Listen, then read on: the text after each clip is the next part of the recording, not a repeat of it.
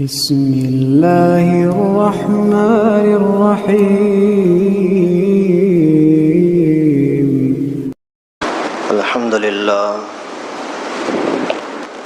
الحمدللہ نحمدہ ونصلی ونسلم علی رسولہ الکریم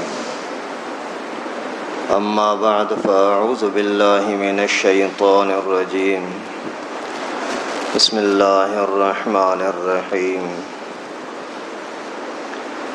ان الذین آمنوا وعملوا الصالحات كانت لهم جنات الفردوس نزلا صدق اللہ العلی العظیم۔ محترم دوستو عزیزو، اللہ تبارک و تعالی نے انسان کو ایک خاص مقصد کے لیے پیدا فرمایا ہے۔ انسان آنے میں بھی خود مختار نہیں اور جانے میں بھی خود مختار نہیں، دنیا کے اندر رہتے ہوئے امور تکوینی میں خود مختار نہیں، صرف اتنا انسان کو اختیار دیا گیا ہے کہ امور تشریعی من شریعت کے معاملے کے اندر یہ خود مختار ہے۔ یہی امتحان ہے انسان کے اندر آنا، انسان کا دنیا میں آنا، اس میں اپنا کمال نہیں، اپنی کوئی طاقت نہیں۔ انسان کا دنیا سے جانا، اس میں بھی اس کا کوئی عمل دخل، کوئی اختیار نہیں۔ جب اللہ تعالیٰ نے چاہا تو بچہ پیدا ہوگا، بھلے ماں باپ روکنے کی کوشش کریں نہیں روک سکتے، اور کب آنا ہے، کہاں آنا ہے، کتنے بچے آنے ہیں، یہ سارا اللہ جانتا ہے۔ ماں باپ چاہیں کہ ہمیں بچہ ہو جائے، واقعی ہو جائے، یہ ان کے ہاتھ میں نہیں ہے۔ ایک ملے، دو ملے، نہ ملے، یہ سارے اللہ کے ہاتھ میں ہیں۔ اسی طریقے سے موت، وہ بھی یقینی چیز ہے، اس کے اندر بھی کب مرنا ہے، کب تک زندگی ہے، یہ اللہ کے ہاتھ میں ہے۔ اگر موت آ رہی ہے، کتنا بھی زور لگاؤ بچانے کا، بچا نہیں سکتے، اور اگر زندگی لکھی ہے، کتنا بھی زور لگائے مارنے کا، مار نہیں سکتے۔ کبھی کبھار اسی ہی گولی سے آدمی مرتا ہے، کبھی کبھار اسی طرح کی ایک نہیں کئی گولیوں کا انتظام کیا جاتا ہے، مار نہیں سکتے۔ دونوں طرح کے واقعات ہمارے سامنے آپ دیکھتے رہتے ہیں۔ ایک بندہ نکلا دوسروں کو مارنے کے لیے، لیکن وہ آگے پہلے نکل گیا، اس کا گولی نے فائر نہیں کیا۔ میرا ایک ساتھی تھا یہاں خضدار کا، اس نے بتایا کہ سرداروں کے کہنے پر مجھے لوگ مارنے کے لیے آئے، ابھی فوت ہو گیا بزرگ، مارنے کے لیے آئے، اور شہر میں ڈھونڈتے ڈھونڈتے آ کر کے میرے قریب پہنچے، تو میں نے اپنے کانوں سے سنا کہ ایک دوسرے کو کہہ رہا ہے کہ یہ اندر کھڑا ہوا ہے دکان میں، ابھی یہیں فائر کر دو۔ تو دوسرا اس کو کہہ رہا ہے کہ نہیں یار، یہ دکان والا پھر ناراض ہو جائے گا، اس کے ساتھ دشمنی ہو جائے گی، فی الحال چھوڑ دو، باہر نکلے، ابھی آیا ہے تو نکلے گا۔ وہ بولتا ہے میں اپنے کانوں سے ان کی یہ باتیں سن رہا ہوں، اور مجھے کوئی خوف نہیں کہ کوئی منت کرنا، کوئی بھاگنا، کوئی چھپنا۔ میرے دل میں یہ یقین تھا کہ موت لکھا ہے تو کوئی روک نہیں سکتا، نہیں لکھا تو یہ مار نہیں سکتا۔ ابھی ڈرنے کی، کسی سے منت کرنے کی، بھیک مانگنے کی ضرورت کیا ہے؟ مولا میں نے اسی ٹائم پر صرف آیت الکرسی پڑھنا شروع کی، اور اپنے تسلی کے ساتھ جو کچھ سامان لینا تھا لے کر کے باہر نکلا۔ وہ دونوں دروازے کے، دکان کے ایک اس طرف کھڑے ہوئے ہیں، میں دونوں کے بیچ سے نکلا، ان کے سامنے میری موٹر سائیکل کھڑی تھی، اس کو چالو کیا، چڑھ کر کے چلا گیا۔ جب نکل رہا ہوں تو بھی ایک دوسرے کو کہہ رہے ہیں کہ ابھی نکلے گا، ابھی نکلے گا، ابھی نکلے گا، اور چلا گیا۔ یہ کیوں ایسا ہوا؟ اللہ تعالیٰ نے اس کی موت نہیں لکھی تھی۔ تو زندگی اور موت، آنا اور جانا، یہ اللہ تعالیٰ کے ہاتھ میں ہے، اس میں انسان کا بس نہیں ہے۔ اسی طرح سے امور تکوینی معنی جو ہمارے اختیار میں نہیں ہے. بھائی یہ اتنا بیمار رہے گا، اسی کے اتنے بچے ہوں گے، اتنی شادیاں ہوں گی، اور اتنی روزی کھائے گا، اور اس دن مرے گا. یہ ساری چیزیں وہ ہیں جو اللہ تعالیٰ نے اپنے ہاتھ میں رکھی ہیں. اس کو اس دن پر اندھا بننا ہے، یہ اس دن بہرا بنے گا، اس کا یہ دانت ٹوٹے گا، اس کے ہاتھ ٹوٹے گا، اس دن اس کا ایکسیڈنٹ ہونا ہے، اس دن یہ ایکسیڈنٹ ہونے سے بچنا ہے. یہ ساری چیزیں امور تکوینی ہیں، ان کے اندر ہمارا اختیار نہیں ہے. لیکن ان سب چیزوں کے علاوہ ساتھ میں ایک مسئلہ اللہ تعالیٰ نے پھر ہمارے اختیار کا بھی ڈال دیا ہے. اسی کے اندر امتحان ہے کہ کہاں جاتے ہیں، اور اسی اختیاری چیز کا نام ہے امور شرعی، تشریعی، شریعت کے مسائل. ابھی نماز پڑھنا نہ پڑھنا یہ تمہاری مرضی ہے، روزہ رکھنا نہ رکھنا یہ تمہاری مرضی ہے، ذکر و اذکار کرنا نہ کرنا یہ تمہاری مرضی ہے، قرآن کو سیکھنا نہ سیکھنا، قرآن پاک کی تلاوت کرنا نہ کرنا، درود شریف پڑھنا نہ پڑھنا، یہ ساری تمہاری مرضی ہے. اور دونوں کا صلہ کیا ہوگا، نتیجہ کیا ہوگا، وہ اللہ رب العالمین نے خود بتا دیا. اگر آپ ایمان کی زندگی گزارو گے، مان کر چلو گے کہ آپ کو اللہ کے نبی نے کوئی مسئلہ بتا دیا، حکم بتایا، آپ نے بولا سر آنکھوں پر ہم مانتے ہیں، یہ ہے ماننے کی زندگی. اس کے مقابلے میں نہ ماننے کی زندگی میں تو نہیں مانتا. بھائی نماز کا حکم ہے، آ جاؤ چلیں، نہیں یار چھوڑو مرجے، یہ کام لگا ہوا ہے. یہ نماز مسجد کی طرف دوڑ تو ملاؤں کی ہوتی ہے، ہمارا کام تھوڑی ہے. نعوذ باللہ اس طرح کے اگر الفاظ کر کے اور اپنے آپ کو گمراہ کر دیتا ہے تو یہ ہوئی ہر چیز کے اندر انسان محتاج. ایک چیز کے اندر اس کو اختیار دیا گیا کہ ابھی تیری مرضی ہے کہاں جاتا ہے. صلہ بدلہ بھی بتایا گیا کہ اس کا نتیجہ جہنم کی آگ ہوگی، اتنی سخت ہوگی، اتنی سخت ہوگی کہ دنیا کے اندر ایسی سختیاں، ایسے عذاب، ایسی تکلیفیں تم سوچ بھی نہیں سکتے کہ جہنم کے اندر اتنا کوئی سخت عذاب ہو سکتا ہے. ایک حدیث شریف میں آتا ہے کہ ایک بندہ جہنم میں گرے گا، اس کو خارش ہوگی، بہت زیادہ خارش ہوگی، اور اس خارش کی وجہ سے وہ اپنے جسم کو کھرچنا شروع کرے گا، خارش آئے گا، خارش کرے گا. اتنے قدر اس کو کھرچے گا، کھرچے کھرچے اس کی کھال کٹ جائے گی، اس کا گوشت نکل جائے گا. اسی کھال کٹنے کی، گوشت اترنے کی تکلیفیں الگ سے محسوس ہو رہی ہوں گی، لیکن پھر بھی اس کو چھوڑے گا نہیں. پورے جسم کو اپنے ناخنوں کے ساتھ، لوہے کے ناخنوں کے ساتھ اپنے جسم کو کھرچ کھرچ کر کے پورا گوشت اتار دے گا، لیکن سکون نہیں آئے گا. تو فرشتہ آ کر کے اس سے پوچھتا ہے کہ مزہ آیا، مزہ آ رہا ہے؟ تو یہ بولتا ہے بہت زیادہ تکلیف ہو رہی ہے. تو اسی کو بتایا جاتا ہے کہ تو جو دنیا میں لوگوں کو، مسلمانوں کو اذیتیں دیتا تھا نا، اس کا بدلہ تجھے یہ ملا ہے. ابھی آپ اندازہ کرو آج کل ہمارے لوگ، یار دوست، محلے کے لوگ کس کس طریقے سے لوگوں کو اذیتیں دیتے ہیں، کس کس طریقے سے لوگوں کو تنگ کرتے ہیں، جبکہ اتنا سخت ترین عذاب ان لوگوں کے لیے تیار ہے جو اللہ کے نبی صلی اللہ علیہ وسلم بتلا رہے ہیں کہ اس طرح سے ہے اور ہونا ہے. اور یہ جہنم کا نظارہ خود پیغمبر کریم کر کے آئے ہیں، دیکھ کر کے آئے ہیں کہ کیا حال ہے لوگوں کا، انسانوں کا. لیکن اس کے باوجود پرواہ ہی نہیں ہے. تو جو لوگ مانتے نہیں ہیں ان کو عذاب کیا ہوگا، وہ بھی اللہ رب العالمین نے، رسول اللہ صلی اللہ علیہ وسلم نے بتا دیا. اور جو لوگ مان کر چلتے ہیں ان کو پر اتنا مزہ آئے گا، اتنی نعمتیں ملیں گی کہ وہ بھی اس کے وہم و گمان میں نہیں ہیں. ما لا عین رأت ولا اذن سمعت ولا ما خطر علی قلب بشر.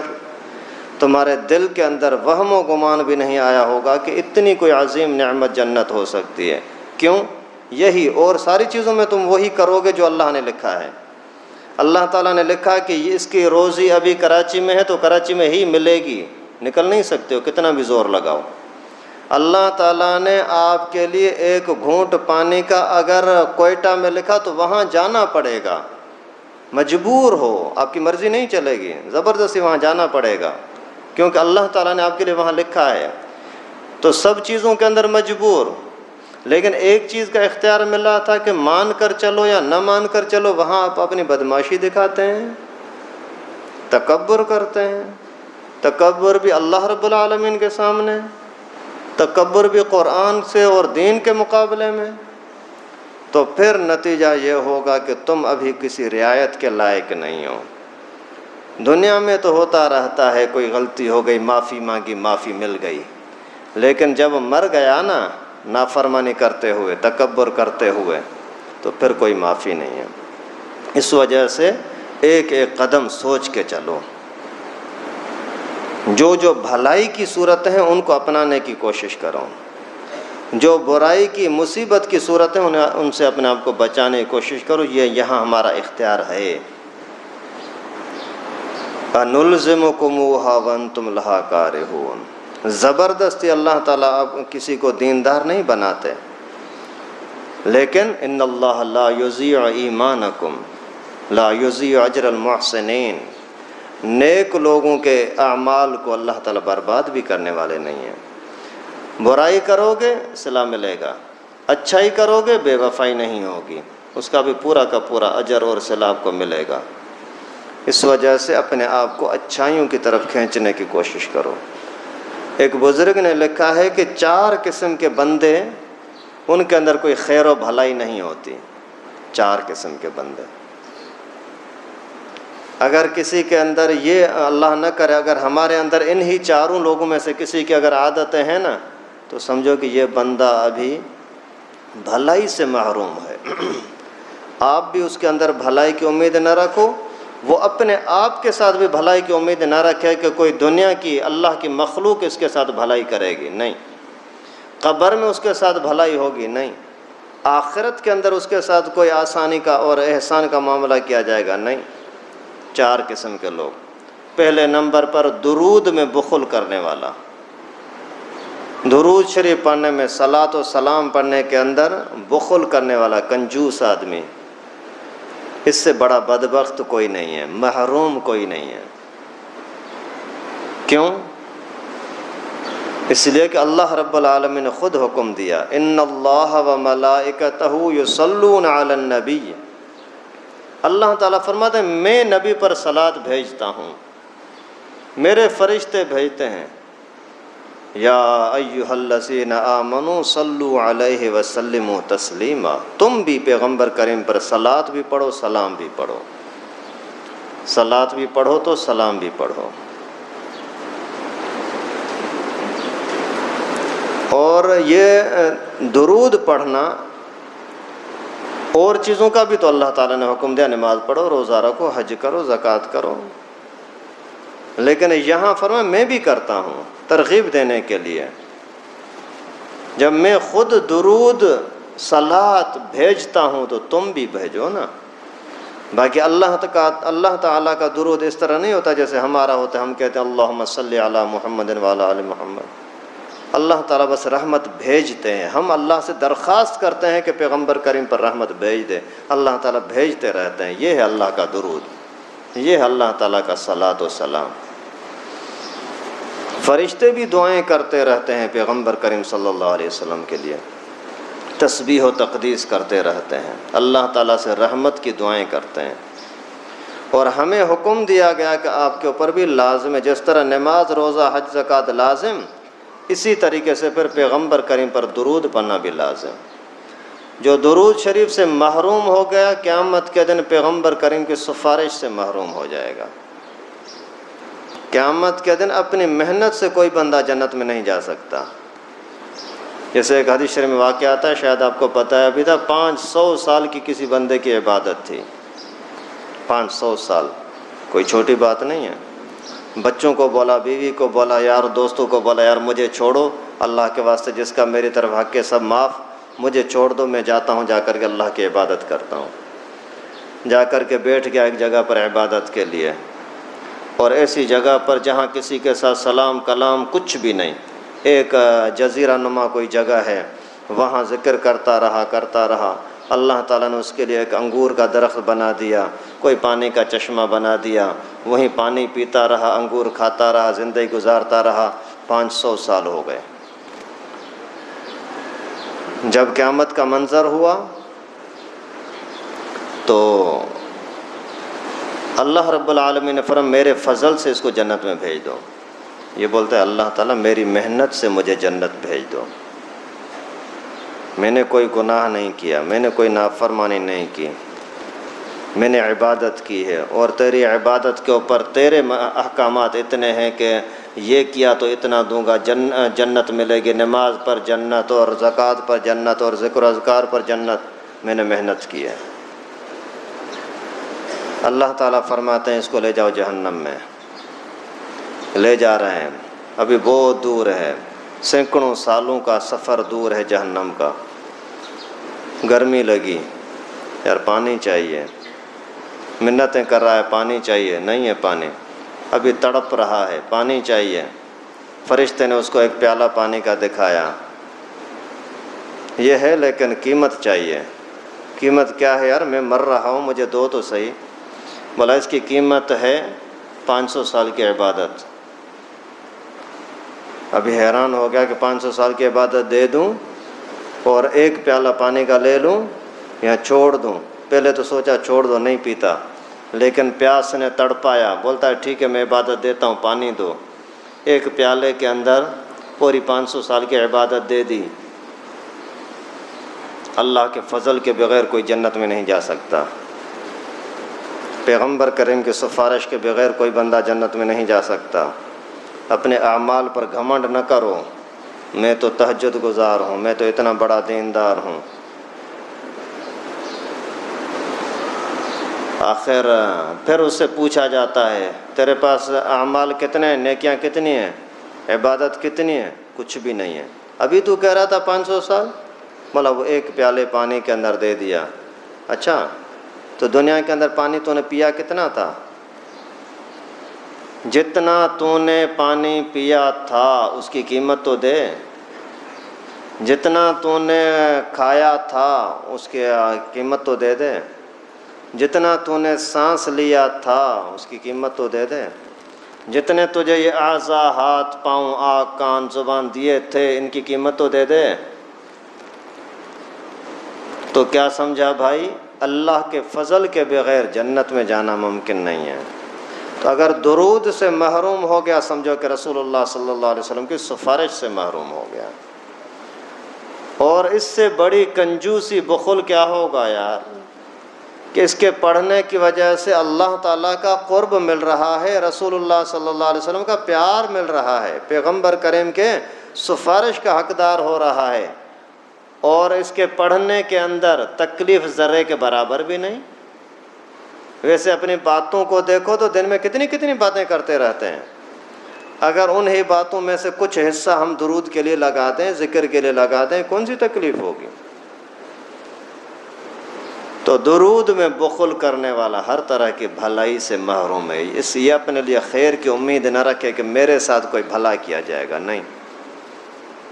اس وجہ سے مہربانی کرو اپنے اندر درود کی عادت ڈالیں، درود ابراہیمی پڑھیں، یا کم از کم اتنا پڑھ دیں صلی اللہ علیہ وسلم، صلی اللہ علیہ وسلم۔ اللہ کا نام بھی آ گیا، رسول اللہ کا نام بھی آ گیا، قرآن کی آیت پر عمل بھی ہو گیا۔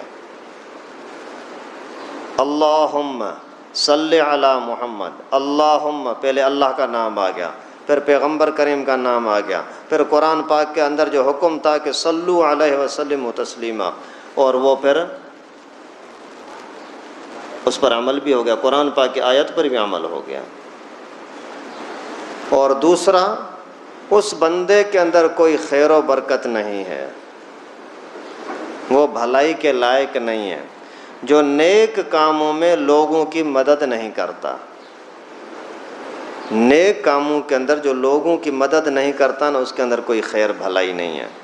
وہ نہ سمجھے کہ میرے ساتھ قبر میں کوئی رعایت ہوگی، وہ نہ سمجھے کہ قیامت کے دن کوئی اس کے ساتھ رعایت کی جائے گی، نہیں۔ وہ نہ سمجھے کہ تو جب دنیا میں مجبور ہوگا، پریشان ہوگا تو لوگ تیری مدد کریں گے، نہیں۔ خیر اور بھلائی سے محروم ہو جائے گا وہ بندہ جو نیک کاموں میں لوگوں کی مدد نہیں کرتا، بھلے وہ مدد نہ مانگتے ہوں، بھلے وہ آپ سے مدد نہیں مانگتے، آپ ان کی مدد کرو۔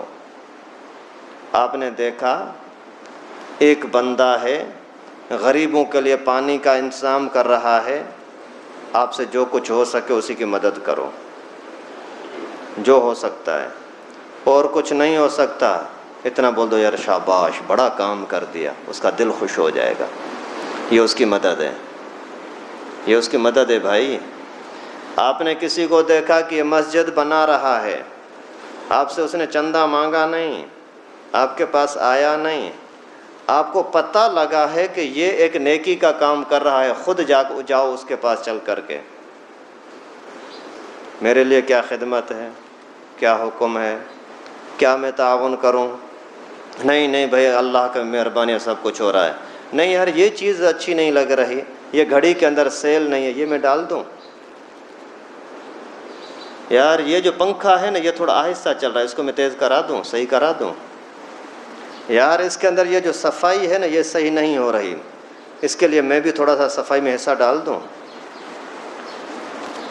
اسی طریقے سے کوئی بھی نیکی کا کام ہو رہا ہے اسی کے اندر خود بخود آگے بڑھو، چلو، نہیں چلے خیر و بھلائی سے محروم رہو، سمجھو اپنے آپ کو۔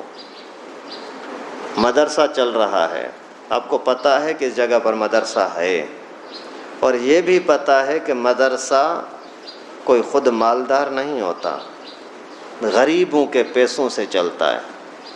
اسی وجہ سے علماء فرماتے ہیں کہ اب امیروں سے پیسے کم لیا کرو، غریبوں سے زیادہ لیا کرو، کیونکہ غریب کبھی بھی دنیا میں ختم نہیں ہوں گے۔ جب غریب دنیا کے اندر ہمیشہ چلتے رہیں گے تو پھر مدرسے بھی چلتے رہیں گے۔ غریبوں سے پیسہ لیا کرو، کیونکہ غریب کے اوپر اگر پریشانی آتی ہے تو زیادہ تنگ ہو جاتا ہے۔ غریب کے اوپر اگر کوئی پریشانی آتی ہے تو بیچارے کے پاس کوئی راستہ نہیں ہوتا، امیر تو کہیں نہ کہیں سے راستہ نکال دیتا ہے، ادھر سے پیسہ نکالا، ادھر سے نکالا، اس کو فون کیا، ادھر سے کوئی اپنی سفارش کرا دی، اس کا کام بن جاتا ہے۔ غریب سے آپ مدرسہ چلاؤ تاکہ یہ ہوگا کہ صدقے کی وجہ سے مصیبتیں جو ٹل جاتی ہیں تو غریبوں کی مصیبتیں ٹالنے کی کوشش کریں۔ بات کو سمجھیں بھائی۔ تو جہاں دین کا کام چل رہا ہے وہاں خود بخود آپ مدد کرنے کی کوشش کریں۔ ابھی کئی ساری چیزیں ہو سکتی ہیں، میں نے تو ایک دو مثالیں آپ کو دے دیں۔ اگر آپ اس چیز سے محروم ہیں کہ مدد نہیں کر سکتے، سمجھو کہ آپ اپنے آپ کو مجبوری کے ٹائم پر مدد سے محروم کر رہے ہو، اپنا راستہ بند کر رہے ہو۔ تیسرا وہ شخص جو اذان کا جواب نہ دے، اذان کا جواب نہ دے، یہ بندہ بھی بھلائی سے محروم ہوتا ہے۔ جواب دو طرح کا ہوتا ہے، ایک ہے زبان سے جواب دینا، امام نے بولا اللہ اکبر، مؤذن نے بولا اللہ اکبر اللہ اکبر، آپ نے بھی یہی بول دیا۔ وہاں سے آواز آئی اشہد ان لا الہ الا اللہ، آپ نے بھی وہی جواب دیا۔ اشہد ان محمد رسول اللہ، آپ نے بھی یہی جواب دیا۔ یہ جو آج کل ہم لوگوں نے مشہور کیا ہے نا، مؤذن کہتا ہے اشہد ان محمد رسول اللہ، تو لوگ بولتے ہیں صلی اللہ علیہ وسلم، یہ سنت کے خلاف ہے۔ کیوں کہ پیغمبر کریم صلی اللہ علیہ وسلم نے جو صحابہ کو سکھایا نا اذان کا جواب، اس کے اندر یہی تھا کہ جس طرح سے مؤذن کہتا جائے اسی طرح سے جواب دیتے جاؤ۔ ویسے جہاں کہیں بھی پیغمبر کریم کا نام آئے ضرور درود پڑھیں، برکت کی چیز ہے، لیکن جہاں پیغمبر کریم نے جس طریقے سے سمجھایا اسی طرح کرنا ہوگا۔ اگر کوئی بندہ بولے یار نبی پاک کا نام آنے پر تو صلی اللہ علیہ وسلم پڑھنا ہوتا ہے، تو قرآن پاک کی آیت جب آتی ہے محمد الرسول اللہ والذین معہ اشداء علی الکفار، تو یہاں بھی صلی اللہ علیہ وسلم پڑھو گے؟ نہیں، اگر پڑھے تو کافر بن جائیں گے، کیونکہ قرآن پاک کے اندر اس نے تبدیلی کی ہے۔ قرآن پاک کے اندر لکھے ہوئے جب ترتیب یہ ہے محمد الرسول اللہ والذین معہ اشداء علی الکفار رحماء بینہم، تو یہاں کوئی چیز بیچ میں ڈالنے کی اجازت نہیں ہے۔ کیوں؟ اس لیے کہ وہی طریقہ ہے جو پیغمبر کریم نے بتایا، پڑھ کر کے سنایا۔ تو اذان کے اندر بھی اشہد ان محمد رسول اللہ پر یہی کہنا ہے بس، اور باقی آگے پھر اللہ اکبر وہیں بھی یہی، لا الہ الا اللہ وہیں بھی یہی، لیکن صرف حی علی الصلاح، حی علی الفلاح، ان دو کے اندر فرق کرنا ہے۔ لا حول ولا قوت الا باللہ، مؤذن نے کہا حی علی الصلاح، حی علی الفلاح، تو ہم جواب کے اندر کہیں گے لا حول ولا قوت الا باللہ۔ یہ ہے زبانی جواب، یہ ہر جگہ پر، مسجد میں بیٹھا ہے تو بھی جواب دے، کہیں کام کاج میں دکان میں لگا ہوا ہے تو بھی جواب دے۔ اور دوسرا جواب ہوتا ہے اجابت کا، جیسے ہی مؤذن نے اذان دی سب کام چھوڑ کر کے مسجد کی طرف آ جاؤ، یہ ہے دوسرا جواب۔ اگر کوئی شخص اذان کا جواب نہیں دیتا ہر بھلائی سے محروم ہے، اللہ کی دعوت کو جواب نہیں دے رہا، قبول نہیں کر رہا۔ اگر کوئی آپ کو فون کرے آ جاؤ میری چائے پی کر جاؤ تو وہاں وہ دعوت قبول ہے۔ کوئی بولتا ہے آج رات کا کھانا کھائیں گے، تو کئی سارے کام چھوڑ کر کے اور نیند کو چھوڑ کر کے اور وہاں بھاگو گے، پہنچو گے، یار دعوت ہے۔ تو یہ حی علی الصلاح یہ دعوت نہیں ہے اللہ تعالیٰ کی طرف سے؟ لوگوں کی دعوت کا احساس ہے، اللہ رب العالمین کی دعوت کا اور اللہ کے حکم کی پرواہ نہیں ہے، کیوں آخر؟ پھر کس منہ سے آپ بھلائی کی امید رکھتے ہیں کہ آپ کے ساتھ بھلائی کی جائے؟ پھر کس منہ سے چاہتے ہیں کہ آپ کی روزی تنگ نہ ہو؟ روزی دینے والے اللہ کو ناراض کر کے اور اسی سے ہم مانگتے ہیں کہ ہمیں یہ دے دو۔ تو اذان کا جواب دینا، اس کی پابندی۔ چوتھے نمبر پر نماز کے بعد اپنے لیے اور تمام مسلمانوں کے لیے دعا نہ کرنے والا یہ بھی خیر و برکت سے محروم ہوتا ہے۔ یہاں بہت سارے لوگوں کو یہ بیماری ہوتی ہے نا، سلام پھیرا امام صاحب نے اور بھاگا۔ جب دکان پر کام کرتا ہے، کہیں مزدوری پر گیا ہوا ہے تو مزدوری کے پورا دن ڈھیلا ڈھیلا رہے گا، مزدوری کے ٹائم پر دونوں آنکھیں پھاڑ کر کے بیٹھ جائے گا، بھائی مزدوری دے دو یار، یہ نوٹ تو پھٹا ہوا ہے یار، تو نے پیسے پورے تو نہیں دیے، یہ تھوڑے سے کم کر دیے کیوں؟ تو وہاں پیسے لینے کے اندر تو بڑا چست ہے۔ جب اللہ تعالیٰ کے سامنے نماز پڑھی، سجدہ کیا، ابھی کچھ مانگنے کا وقت آیا تو بھاگ پڑا، نکل گیا۔ ابھی کس منہ سے تو بھلائی کی امید رکھتا ہے؟ جہاں سے بھلائی ملنی تھی، جہاں سے احسان ہونا تھا، وہاں سے تو نے منہ پھیر لیا۔ ابھی امیدیں باندھا بیٹھا ہے کہ مجھے بہت کچھ ملے گا، کس منہ سے ملے گا بھائی؟ تو نمازوں کے بعد دعاؤں کا اہتمام۔ آج کل پھر باقاعدہ مستقل ایک فتنہ پیدا ہوا ہے، کہتے ہیں نہیں نماز کے بعد دعا کی ضرورت ہی نہیں ہے۔ یہ وہی لوگ ہیں جو بولتے ہیں کہ طلاق کے بعد نئے نکاح کی ضرورت ہی نہیں ہے، بس اسی لڑکی کو اپنے ساتھ چلاتے رہو، زنا کرتے رہو تاکہ حرام کے بچے حرامی جب پیدا ہوں گے تو پھر دین خود بخود مٹ جائے گا۔ دین ان لوگوں کے پاس آتا ہے جو ایمان کی اور غیرت کی ہے، ان کے اندر کچھ نہ کچھ حرارت ہو۔ ایسے لوگ اللہ معاف فرمائے کتنے گندی ذہنیت کے، حضرت ابو بکر صدیق، حضرت عمر فاروق، سارے پیغمبر کریم کے شاگرد، سارے ائمہ اربعہ، امام ابو حنیفہ جیسا پاک دامن آدمی، امام احمد بن حنبل، امام مالک، امام شافعی، پوری امت کے امام، یہ فرماتے ہیں کہ پیغمبر کریم کے باتوں کو جو ہم نے سنا ہے، صحابہ سے لیا ہے، قرآن کو جو ہم نے سمجھا ہے، جو صحابہ نے قرآن کو سمجھا ہے، اس سے یہی نکلتا ہے کہ اگر کسی بندے نے 3 طلاقیں دیں تو ہمیشہ کے لیے یہ عورت حرام ہو جائے گی۔ اور آج کل کے نیک لوگ اپنے آپ کو کہنے والے، دینی طبقہ کہنے والے، بولتے ہیں نہیں ضرورت نہیں ہے، یہ 3 طلاقیں بھی ایک ہی کہلاتی ہیں۔ اب یہ کیوں کہتے ہیں؟ سوائے اس کے اور کیا جواب ہو سکتا ہے کہ یہ زنا کرانا چاہ رہے ہیں؟ اس میں بیچ میں ایک اور مسئلہ بھی، جملہ معترض آپ کو بتا دوں، آج کل عشق بازی کی شادیاں بھی بہت ہو رہی ہیں۔ ایک تو عشق بازی پر لعنت ہے، اجنبی عورت کے ساتھ بات کرنا حرام ہے، بھلے کزن کیوں نہ ہو، چچا زاد، خالہ زاد، ماموں زاد لڑکی کیوں نہ ہو۔ سیدہ عائشہ صدیقہ رضی اللہ تعالیٰ عنہ فرماتی ہیں جس عورت نے اپنے ماں باپ کی اجازت کے بغیر، اپنے وارثوں کی اجازت کے بغیر شادی کی تو یہ نکاح ہی نہیں ہوگا۔ اس نکاح کرنے والیوں پر لعنت ہے، یہ گندا کام ہے۔ لیکن اس کے باوجود مسئلہ شرعی یہ ہے، اگر لڑکی عاقلہ بالغہ ہے، بڑی ہے، سمجھدار ہے، بالغ ہے، لڑکا بھی اسی طرح سے بالغ ہے اور کفو یعنی برابری بھی ہے تقریباً، پھر اگر دو گواہ بھی سامنے بٹھائے اور کسی نے نکاح پڑھایا، حق مہر بھی شرعی طریقے سے طے کیا گیا، تو نکاح ہو جاتا ہے، بھلے کورٹ میں ہو۔ بے غیرتی کا طریقہ ہے، غلط طریقہ ہے، لیکن نکاح پھر بھی ہو جاتا ہے کیونکہ شرائط سارے پائے گئے۔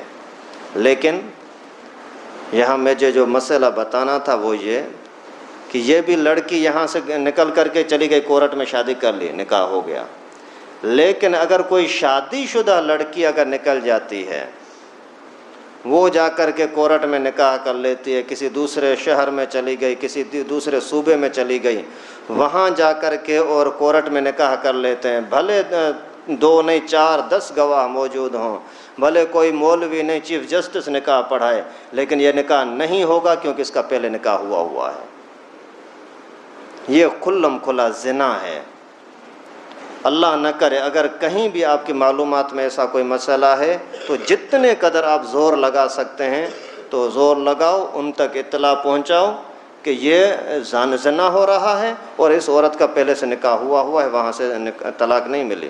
اس طرح کچھ سال پہلے یہاں بھی ہوا تھا، اور مجھے جب اطلاع ملی تو میں نے بڑے سختی سے ایکشن لیا کہ نہیں ہو سکتا۔ پھر ناراض ہو رہے تھے یہ، اور بھائی جاؤ جو کچھ کرنا ہے کرو۔ اللہ کے نبی صلی اللہ علیہ وسلم نے فرمایا لا طاعۃ لمخلوق فی معصیۃ الخالق، اللہ کو ناراض کر کے تمہیں راضی کریں، اللہ تعالیٰ اس دن اسے ایسا دن آنے سے پہلے موت دے دے، وہ بہتر ہے۔ تو دعاؤں کا اہتمام کریں، خصوصاً نماز کے بعد کی دعائیں۔ تو یہ جن لوگوں نے زنا کو عام کیا ہے نا، وہی طبقہ آج فتوے دے رہا ہے کہ نماز کے بعد دعا نہیں ہے، دعا کی مانگنے کی ضرورت نہیں ہے۔ یہ آپ کو بھلائیوں سے، خیر و برکت سے، اللہ کی رحمت سے محروم کرنے کی سازشیں ہیں۔ آپ ان چیزوں کو ہلکا نہ سمجھیں بھائی۔ نماز کے بعد دعا کریں۔ آج کل تو عجیب مصیبت بن گئی ہے نا، کوئی پریشانی آئی تو ڈاکٹروں کے پاس جاتے ہیں، پولیس والوں کے پاس جائیں گے، لوگوں کے پاس جائیں گے، مجھے یہ چاہیے یہ چاہیے۔ اللہ کے سامنے ہاتھ کیوں نہیں پھیلاتے؟ وہاں سے تو ملے نہ ملے کچھ پتہ نہیں، اللہ کے ہاں سے تو ضرور ملے گا۔ اگر اللہ تعالیٰ نے تمہاری بھلائی کے لیے تھوڑا سا دیر کیا نا، تو بھی اس کے بدلے میں تمہارے ایک ایک مانگنے کی وجہ سے اللہ تعالیٰ کے یہاں تمہاری جو محبت پیدا ہوگی، اسی کی دنیا کے اندر تم خیال تصور بھی نہیں کر سکتے۔ اس وجہ سے اللہ تعالیٰ کے سامنے ہاتھ پھیلانے کی عادت بنائیں، زیادہ مانگنے کی کوشش کریں۔ نماز کے بعد خصوصاً حضرت سلمان فارسی رضی اللہ تعالیٰ عنہ کی روایت ہے کہ رسول اللہ صلی اللہ علیہ وسلم نے فرمایا، جب کوئی بندہ نماز پڑھنے کے بعد میرے سامنے ہاتھ پھیلاتا ہے تو مجھے شرم آتی ہے کہ میں اس کے ہاتھوں کو خالی واپس کر دوں۔ اس وجہ سے ان چاروں کاموں سے اپنے آپ کو بچانے کی کوشش کریں۔ درود کے اندر کبھی بخل نہ کریں، زیادہ سے زیادہ پڑھیں۔ نیکی کا کام کہیں بھی ہو رہا ہے، کوئی بھی کر رہا ہے، آپ کے قوم کا ہے یا نہیں ہے، آپ کا دوست ہے یا دشمن، ان کو چھوڑو، بس کام نیکی کا ہے، آپ تعاون کرو جتنا کر سکتے ہو، اور مالی لحاظ سے بھی تعاون ضروری نہیں ہے، اور کوئی آپ کا اثر رسوخ چل سکتا ہے وہ چلاؤ، زبانی جا کر کے اس کو تسلی دو، ماشاءاللہ بہت آپ سے فائدہ ہو رہا ہے، بہت آپ اچھا کام کر رہے ہو۔ اسی طریقے سے پھر اذان کا جواب دینا، دونوں طرح سے، زبان کے سے حساب سے اور چل کر کے آنا بھی مسجد کی طرف، اور دعاؤں کا بہت زیادہ اہتمام کرو، نماز کے بعد بھی ہر حال میں۔ اللہ رب العالمین سے دعا ہے کہ اللہ تعالیٰ نے جس مقصد کے لیے ہمیں پیدا کیا ہے اس مقصد کو سمجھنے کی توفیق نصیب فرمائے۔ وآخر دعوانا ان الحمدللہ رب۔ لائک کریں ہمارے چینل کو اور سبسکرائب کریں اور بیل آئیکن کو دبانا نہ بھولیں۔